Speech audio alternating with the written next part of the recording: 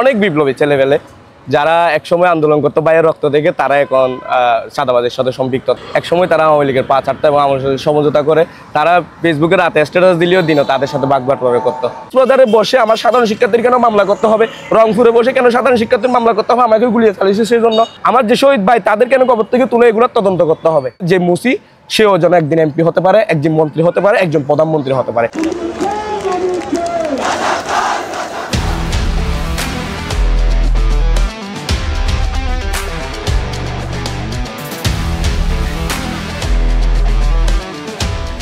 কক্সবাজারের একমাত্র হসপিটাল যেখানে রয়েছে ICU, HDU, CCU, NSU, PICU, সংকটাপন্ন নবজাতকের জন্য স্ক্যানো, ক্যান্সারের কেমোথেরাপি সহ চিকিৎসা সেবার সমৃদ্ধ আয়োজন। যে আন্দোলন অচিরেই সারা দেশের মানুষের মাঝে ছড়িয়ে পড়ে এবং স্থান করে নেয় মনে, সেই আন্দোলন যা সরকার পতন থেকে শুরু করে এক নতুন সূর্য উদয় করে। আমরা কথা বলছি জুলাই বিপ্লবের। আজকে জানতে চাই জুলাই বিপ্লবে অংশগ্রহণকারী কক্সবাজারের সকল সদস্যদের। আজকে আমাদের সাথে আছে মোহাম্মদ ইউসুফ বিন নূর এবং শুনতে চাই তার কাছে এই জুলাই বিপ্লবে তার থাকা সকল কথা। এই আন্দোলনে কক্সবাজার প্রেক্ষিতে আপনি কিভাবে জড়িয়ে গেলেন এই আন্দোলনের মাঝে? আমি সর্বপ্রথম স্মরণ করছি আমার শহীদ গাজী ভাইকে, যাদের কারণে আজকে এই খোলা আকাশের নিচে বসে গল্পগুলো শোনাতে পারতেছি। আন্দোলনের প্রেক্ষিতে আমরা 2018 সালের কোটা সংস্কার আন্দোলন দেখার পর ইন্সপায়ার্ড হয়েছিলাম। যখন রাতুল সরকাররা যখন বুক ফুলিয়ে যখন দাঁড়িয়ে গিয়েছিল সরকারের কোটা সংস্কারের দিকে, তখন থেকে আমাদের যাত্রা শুরু। সেই স্বপ্ন বুনে আমরা স্বৈরাচারের যে দূষণ বা জালিম সরকার বা ফ্যাসিস্ট, সেই সরকারকে আমরা সবসময় অন্যায়ের বিরুদ্ধে প্রতিবাদ করে এসেছি। কক্সবাজার থেকে চট্টগ্রাম থেকে ঢাকা যেখানেই পেরেছি আমরা দাঁড়িয়ে গিয়েছিলাম। এবং যে আন্দোলন শুরু হওয়ার আগে আমাকে ছাত্রলীগ বলেছিল, বা এটা রাষ্ট্রীয় বিষয়, তোমরা নাক গলাবে না প্লিজ। রাষ্ট্রীয় যখন বিষয় হয়ে যায় তখন সেই বিষয়টা আর তোমার আমার ভাইয়ের সম্পর্কে থাকে না। তা আমাকে সেই কথাটাই বলেছিল। এবং সে সময় আমার পরিবার চেয়েছিল আমি একটু বাইরে থাকি। তো আমি বেশ কিছুদিন বাইরে ছিলাম এবং আন্দোলনের প্রেক্ষিতে আমার পরিবার খুব টেনশনে ছিল। আমার পরিবারের আমার মা বাবা দুজনে প্রায় বেশিরভাগ ক্ষেত্রে অসুস্থ থাকে। তো আন্দোলনের প্রেক্ষিতে আমি আমার ছোটো ভাই যারা ছিল অরাজনৈতিক একেবারে সাধারণ, তাদের সবাইকে জানিয়ে দিয়েছি। এবং কি প্রবাসী কক্সবাজার যারা আছে আন্দোলনের সময়সূচি তাদের দ্বারাই পোস্ট করিয়েছি। বিষয়গুলো অনেকটা জটিল। আমরা পর্দার আড়ে থেকে অনেকটা কাজ করেছি। বিশেষ করে রবিউল ভাই, সাকিব ভাই সহ আরও অন্যান্য যারা আছে তারাও আমাদেরকে সেইভাবে ইন্সপায়ার করেছে, দিক নির্দেশনা দিয়েছে এইভাবে করলে বেটার হবে। সর্বশেষ আমরা যখন পলায়নত অবস্থায় ছিলাম, এর পরবর্তীতে আমরা 30 তারিখ 31 তারিখ যখন লাল ডিপি আমাদের প্রোফাইল দেওয়া হয়েছিল, এরপর থেকে আমরা আন্দোলনে আবার জড়োভাবে সবাই অংশগ্রহণ করি। এরপর আমরা লিঙ্ক রোড চত্বরে, আমাদের যেহেতু আমার বাসা হচ্ছে লিঙ্ক রোডেই, তো লিঙ্ক রোডস্থ যেহেতু আমাদের বাসা, আমরা চেয়েছিলাম আমাদের এলাকারগুলোকে সেফগার্ড হিসাবে বা ব্যান্ডগার্ড হিসাবে ব্যবহার করার জন্য। তো আমরা যখন 15-20 জন দাঁড়িয়ে স্লোগান দিতাম, আমাদের শাহাবুদ্দিন, রিয়াদ মনি সহ অন্যান্য যারা আছে, আমাদের শহীদ ভাই, শাহাদ ভাই, তো সবাই কিন্তু স্লোগানই দিত। এবং আমরা শান্তিপূর্ণভাবে আমাদের প্রোগ্রাম শেষ করার সবসময় চেষ্টা করতাম।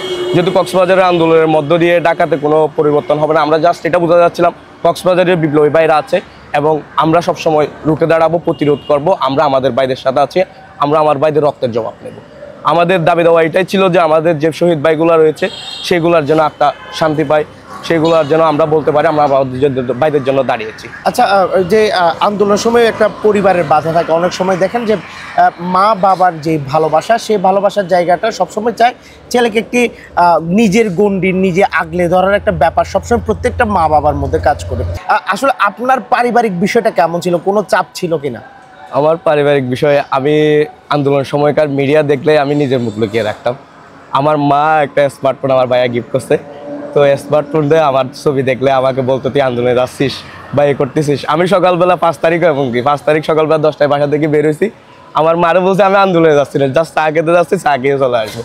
এরকম একটা সময় ছিল। এবং আমার মা আমাকে খুব ইন্সপায়ার করতো। আমার বাবা একটু বিতো টাইপসের, যেটা সত্যি কথা। আমার বাবা বয় পেতো সবসময়, যেহেতু সুস্থ, আমি সবসময় আমার বাবাকে নিয়ে চিন্তায় থাকতাম। সেখান থেকে আমার মা আমাকে বললেও অনেক সময় এটা ইন্সপায়ারের কারণ হয়, বা বলতেছে এখন মুখে বাধা দিচ্ছে কিন্তু অন্তর থেকে কি সে চাচ্ছে যে এটা হোক, আমার ছেলে করুক। আমি আমার মাকে সবসময় এটা আমার গর্ব করে আমার মাকে নিয়ে।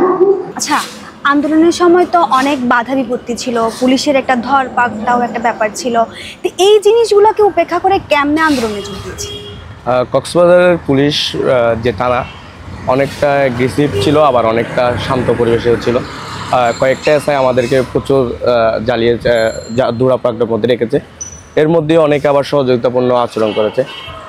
আমরা কি করতাম, আন্দোলন আসার সময় আমাদের একটা সামাজিক সংগঠন ছিল আমার এলাকার, এসওএফ ফাউন্ডেশন, যেটা আমার লক্ষ্য উদ্দেশ্য ছিল। আমি প্রতিষ্ঠা করার সময় লক্ষ্য উদ্দেশ্য ছিল, আমি জানতাম একটা ছাত্রদের একটা বিপ্লব হবে, যেটা আমার দেশ পত্রিকার যিনি সম্পাদিত এবং অন্যান্য যারা ছিল সবার যে চিন্তাভাবনা বা ভবিষ্যৎ চিন্তাভাবনা ছিল ছাত্রদের একটা বিপ্লব। আমি আমার সেই সংগঠনকে, আমি এসওএফ ফাউন্ডেশন যেটা সাংবাদিক সংগঠন, সেই সংগঠনকে আমি সেখানে ব্যবহার করতে চেয়েছি, যেটা একেবারে রিয়েল কথা। তো আমি আমার যে যতটুকু ইচ্ছা বা আশা ছিল সেটা আমি পূরণ করতে পেরেছি। আমাদের এলাকা থেকে আমি যেদিন 5 আগস্ট তার পরবর্তীতে 70 জন সক্রিয় অংশগ্রহণ করেছে জুলাই বিপ্লবে, এবং তাদের কারো নামই এখানে বা আপনারা কোথাও ফুটেজেও দেখতে পাবেন না, কিন্তু তারা আমার এলাকার, আমি যাকে ভয় পেয়ে আন্দোলন যেতাম না, আমি দেখতেছি সে আমার সাথে আন্দোলন করতেছে, আমার আগে, আমার পিছনের সারিতে। তো এখানে যে রক্তের দাগ, সে রক্তের দাগ এখনও শুকায়নি, কিন্তু আপনি সেই রক্ত দেখে মানুষ কিন্তু নেমে এসেছে, সেটা হোক সাধারণ মানুষ, সেটা হোক মুচি, সেটা হোক যিনি বিক্রেতা তিনিও। তো এগুলো দেখে আসলে আমরা আরও বেশি ইন্সপায়ার্ড হয়েছি। একজন সাধারণ মানুষ কাজ করতেছে, দিন শেষে আন্দোলনে আসতেছে বা কাজ শেষ করে চলে এসেছে, এগুলো দেখে ইন্সপায়ার্ডটা আমরা পুলিশের উপেক্ষাকে আমরা সবসময় এটা বাধা মনে করি নাই। 15 জন 20 জন দাঁড়িয়ে আছি, 15 গাড়ি পুলিশ, র্যাব, বিডিআর দাঁড়িয়েছিল, কিন্তু আমরা সেই সাহস, সেই যে সৎ সাহস, সেটা আমরা কখনো ইয়া করি নাই। আন্দোলনের সময় আপনাদের যে কাজগুলো ছিল, যে স্বপ্নগুলো ছিল, এখন বর্তমানে সেই স্বপ্নগুলো কিংবা সেই স্বপ্নের তাগিদের পেছনে ছোটার কাজগুলো আপনারা করছেন কিনা? আমরা চেয়েছিলাম একটা স্বাধীন, যে 17 বছরের যে জুলুম নির্যাতন মুসলিম, এখন অনেকেই একসময় তারা পা চাটতো, যেটা সত্যি কথা। এখন অনেকে বলছে আমি মুসলিম, আমি 17 বছর যদি নির্যাতিত, একসময় তারা আওয়ামী লীগের পা চাটতো এবং আমার সাথে সমঝোতা করে তারা ফেসবুকে রাতে স্ট্যাটাস দিলেও দিনও তাদের সাথে বাগবাটোয়ারা করতো। আমরা বঙ্গবন্ধুর শাসন আমলের ইতিহাস পড়লে দেখতে পাই একটা রক্ষী বাহিনী তৈরি করেছিল, যেটার নাম ছিল লটিয়াল বাহিনী। সেই লাঠিয়াল বাহিনী কিন্তু রাষ্ট্রসভা পরিচালনা করতো, এবং তারা দর্শন থেকে শুরু করে বিভিন্ন গুম কোন থেকে শুরু করে বিভিন্ন চাঁদাবাজির সাথে জড়িত ছিল। আমি চাই না এই সরকার সেরকম একটা লাঠিয়াল বাহিনী তৈরি করুক, এবং এগুলোর সাথে তারা জড়িত হয়ে যাক যারা সাধারণ শিক্ষার্থী, তারা দখলদারিত্বের যে একটা অভ্যেস আছে, চাঁদাবাজির যে একটা অভ্যেস আছে, অনেক বিপ্লবী ছেলেবেলে যারা একসময় আন্দোলন করতো বাইরের রক্ত থেকে, তারা এখন চাঁদাবাজির সাথে সম্পৃক্ততা এবং অন্যান্য যে অপকর্মগুলো আছে সেগুলোর সাথে সম্পৃক্ততা, এটা আমরা কখনো এ রাষ্ট্রে আশা করি নাই। আচ্ছা, আপনার কাছে শেষ প্রশ্ন আমার, যে এখন পর্যন্ত আপনি কি স্বপ্ন দেখছেন এবং কেমন স্বপ্নের মাধ্যমে আপনি বাঁচতে চাচ্ছেন এই আন্দোলনকে ঘিরে? আমার এমন একটা রাষ্ট্র সংস্কার চাই, আমি যেটা আগেও বলেছি, যেটি হবে যেখানে খুন হলে, নির্যাতন হলে নিপীড়িত হবে, সাথে সাথে বিচার হবে। আমরা এখন দেখতে পাই একটা বিচার কার্যকর 12 বছর, 13 বছর, 15 বছর চলে। এই বিচার সংস্কারটাকে আরেকটু এগিয়ে নেওয়া দরকার, যেটা খুব দ্রুত হয়ে যাওয়া দরকার, যেটা মানুষ যেন কুইক রেসপন্স। আমি একটা মামলা করলাম, যে মামলা 12 বছর আমারও কষ্ট করতে হবে, ওরও কষ্ট করতে হবে, এই মামলা আমার দরকার নাই। আর 24-এর যে যে গণহত্যা, এটার জন্য ব্যক্তির কেন মামলা করতে হবে? যে ব্যক্তি কেন মামলা করবে, সেটা রাষ্ট্র মামলা করা দরকার। আমার যে গণহত্যা, সেটা সারা বিশ্ব দেখেছে, সেটার জন্য আলাদা ট্রাইব্যুনাল গঠন করতে হবে, আলাদা কমিশন গঠন করতে হবে, এবং তাদের বিচার করতে হবে, তাদের প্রত্যেককে কাঠগড়ায় দাঁড় করাতে হবে। আমার শেষ কথা এটাই, আমরা এটা চাই, এবং একটা সুন্দর রাষ্ট্রের স্বপ্ন দেখি। সেই রাষ্ট্র যেন হয় সকল মানুষের, সকল ধর্মের, সকল জাতির, সকল ভেদাভেদ ভুলে যে মুসি, সেও যেন একদিন এমপি হতে পারে, একজন মন্ত্রী হতে পারে, একজন প্রধানমন্ত্রী হতে পারে। আমি এই রাষ্ট্রই চাই।